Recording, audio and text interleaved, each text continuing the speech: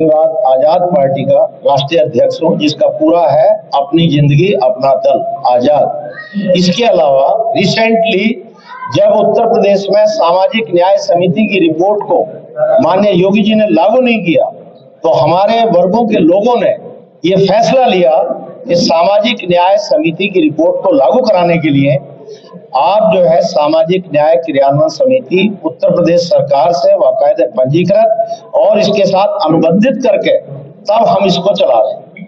मेरे बगल में जो बैठे हैं बाबूराम पाल जी हैं, जो राष्ट्रीय उदय पार्टी के राष्ट्रीय अध्यक्ष हैं, और अभी जो 2 अक्टूबर में हमने रैली में बात कही थी, 2 अक्टूबर को पूरे समाज की ये रैली हुई थी जो सामाजिक न्याय समिति की रिपोर्ट को लागू कराने के लिए कटिबद्ध है।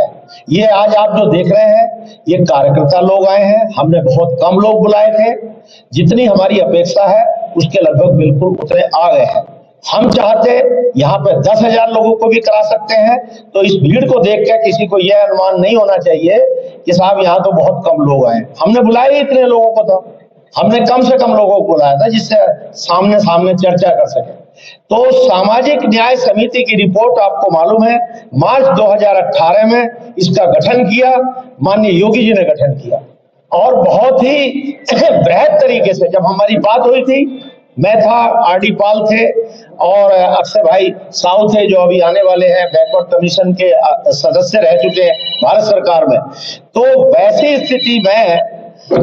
स्थिति में ये सारे जितने लोग थे सबके सामने ये कहा कि भाई राजनाथ सिंह के टाइम में जब 2001 में इस कमेटी का गठन किया गया तो वो कमेटी एक गोरखपुर से विधायक थे अशोक यादव, वो आदमी सुप्रीम कोर्ट में चले गए और जिससे ये मामला स्टे हो गया। 2006 में स्टे वैकेट हुआ, राजनाथ सिंह मुख्यमंत्री थे, लेकिन इन्होंने डेलिबरेटली लागू करने का मन नहीं था इसलिए लागू नहीं करी। लेकिन अब हमारे लोगों की समझ में बात आ गई, सामाजिक न्याय क्रियान्वयन समिति का गठन इसीलिए हुआ है और इस रिपोर्ट को हर हाल में लागू करा के दिखाएंगे। और इसलिए लागू होगी, आप मुझे बताओ किसी कोड में, किसी संविधान में, किसी बुक में कहीं लिखा है कि हम नीच हैं, हम कमीन हैं? कहीं लिखा है? मैं भारत के विद्वानों से पूछना चाहता हूं कि जब संविधान में नहीं लिखा और आज देश संविधान से चल रहा है तो हमको नीच, कमीन, शूद्र क्यों कहा जा रहा? मेरी निगाह में वो व्यक्ति नीच है, वो व्यक्ति कमीन है, पढ़ लिखने के बाद भी अगर दूसरे को जाति सूचक शब्द बोल के अपमानित कर रहा है तो हम उसकी आंखें देना चाहते हैं। ये मेरी बॉडी दान है, शरीर दान है, आंखें दान है। लेकिन अगर इन वर्गों की तरफ किसी ने आंख उठा करके देखा तो मैं खुलेआम चुनौती दे रहा हूं कि उस आंख को हम 24 घंटे में निकाल लेंगे, 24 घंटे में निकाल लेंगे। तो हमारी ताकत को कोई कम ना समझे।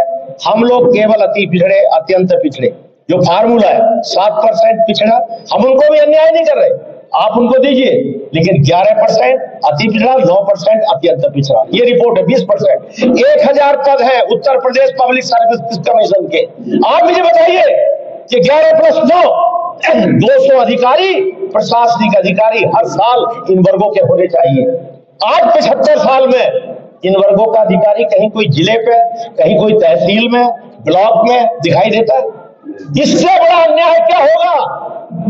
आप बताइए कि 20% हमारे मिलना चाहिए कि नहीं? और 54% की जनसंख्या ओबीसी की, उस समय की गिनती है, आज कराओ तो 60%, और 54 में से कितना दिया?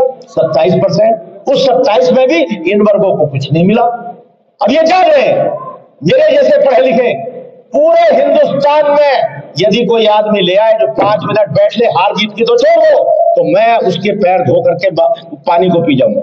4 यूनिवर्सिटी से पढ़ा लिखा व्यक्ति आपके सामने। उसके अलावा post graduate management, Philip Kotler, अगर आप में कोई पढ़ा लिखा है, जो फादर ऑफ द मैनेजमेंट कहलाता है, उसको हमने फेल किया है। हमारी रिसर्च, हमारी थीसिस 7 यूनिवर्सिटी में रखी हुई है। भारत के अंदर कोई आदमी लाइए, हम तो ईमानदारी से अपना हक मांग रहे हैं, हम क्या गलत कर रहे हैं? और बाबूराम पाल जैसे लोग जो समर्पित हैं, जो 24 घंटे अपनी जिंदगी को, जितनी जिंदगी बची है, इन वर्गों के लिए ये व्यक्ति ने समर्पित किया है। आपको आश्चर्य होगा, रमाबाई मैदान में हमने पत्रावली दी थी कि बाबूराम पाल जी इस घर में, हर घर में पहुंचा दीजिए इस बात को, और आज उसी का नतीजा है। इन्होंने कहा कि मैंने एक अध्याय पूर्ण कर लिया, अब बहुत जल्दी हर घर में हम लोग जाएंगे, क्योंकि यहां आने में लोगों का पैसा खर्च होता है। 36% पे सरकार खड़ी है, 4 करोड़ 23 लाख वोट पे सरकार खड़ी है। अति पिछड़ा 10% लगा लीजिए आप, 10 करोड़, हमारी 40% ही मान लो 42 को, तो कितने हो गए? 10 करोड़ 25 करोड़ होगा, और 10 करोड़ में 6 करोड़ 32 लाख वोटर हमारे हैं, 4 करोड़ 23 लाख पे सरकार है। सोचो, अगर ये सारे एक हो गए तो अगले दिन बाबूराम पाल इस देश की धरती पर उत्तर प्रदेश के मुख्यमंत्री हैं।